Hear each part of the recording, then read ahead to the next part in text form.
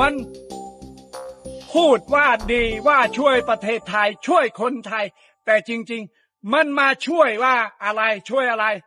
ช่วยหลอกลวงประชาชนว่าที่แผ่นดินเขมรเนี่ยเป็นแผ่นดิน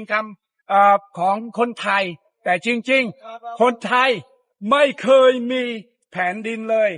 นะพี่น้องดูสินะดูสินะมันมาทำแบบเนี้ยนะบอกว่าเขมรเนี่ยไม่ดีเขมรเนี่ยมันไปเอา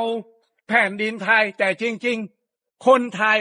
พึงเกิดเองนะพี่น้องผมเนี่ยเสียดายสงสารอะไรสงสารมากสงสารประเทศไทยมาทำแบบเนี้ยนะมันไม่ดีเลยก่อนจะมาสงสารประเทศไทย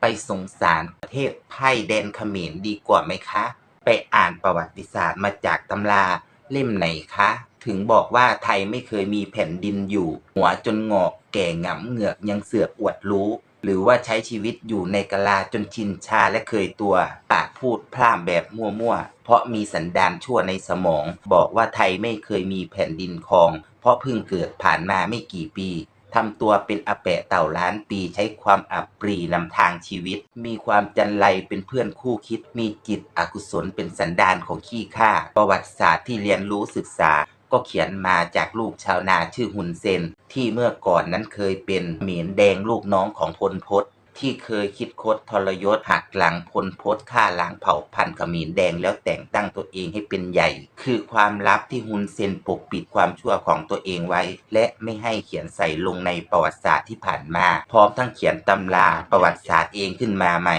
เพราะความอับอายที่เคยเป็นทาสของไทยมา400ปีกว่าๆจึงบิดเบียนเขียนประวัติศาสตร์ว่าไทยเป็นคนชั่วใส่ข้อมูลแบบมั่วๆเพื่อปลูกฝังให้เขมรเกลียดคนไทยและอีกทั้งประเพณีวัฒนธรรมอีกมากมายที่สืบเชื้อสายมาจากไทยโบราณกรุงสยามที่ไทยช่วยกันสืบทอดประเพณีอันดีงามมาไว้ให้ลูกหลานจวบจนทุกวันนี้ก็ยังถูกประเทศอับปรีพูดอ้างว่าเป็นเจ้าของวาจาจองหองว่าตัวเองเป็นต้นฉบับมาแต่ยุคก่อนขอโทษนะคะ